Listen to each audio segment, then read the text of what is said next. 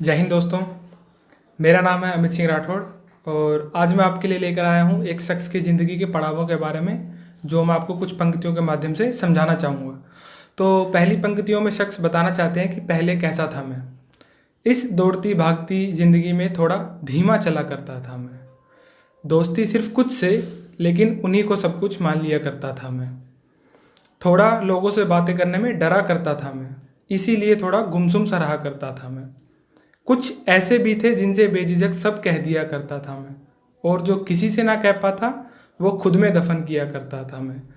जिंदगी में किसी चीज़ की कमी नहीं लगती थी, जो था उसी में खुश रहा करता था मैं।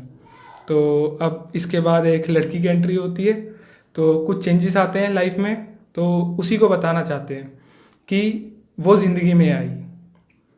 जिंदगी अब भी पूरी ही थी, बस उसी की कमी लगने लगी। धीरे धीरे बातें बढ़ी और वो अपनी सी लगने लगी। चाह उसे पाने की नहीं, उसकी खुशी की थी। मेरे होठों पर जो मुस्कान थी, वो उसी की हंसी की थी। अब दिन रात एक दूसरे से बात होने का इंतजार हुआ। एक दिन दोनों कह ही बैठे कि तुम ही हो वो जिससे मुझे प्यार हुआ। कुछ इस कदर हमारे प्यार का इजहार हुआ। तो अब लड़का लड़की दोनों अलग हो जाते हैं। तो शख्स बताते हैं कि कैसे वो हर छोटी छोटी चीज़ में खुशियाँ ढूंढने लग जाते हैं। तो अब इन पंक्तियों में बताते हैं कि अब मैं कैसा हूँ। लोग कहते हैं कि मैं बड़ी मौज में रहता हूँ, मैं तो बस छोटी छोटी खुशियों की खोज में रहता हूँ। वो खुशी भी अब औरों को खुश करके आती है। यही सब करके पता चला ज़िंदगी कैसे जी जाती है।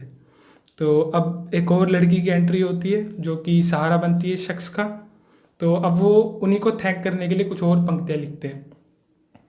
हाँ बहुत खुश हूँ मैं, हाँ बहुत खुश हूँ मैं, अब बदलने लगा हूँ।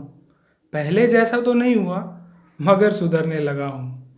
इस सब की वजह एक लड़की है, जिसे मैं अपने से भी ज़्यादा समझने लगा हूँ। वो भी अब मुझे अच्छे से समझने लगी है। मना करते करते भी इश्क की टेढ़ी मेढ़ी गलियों से गुजरने लगी है। Thank you.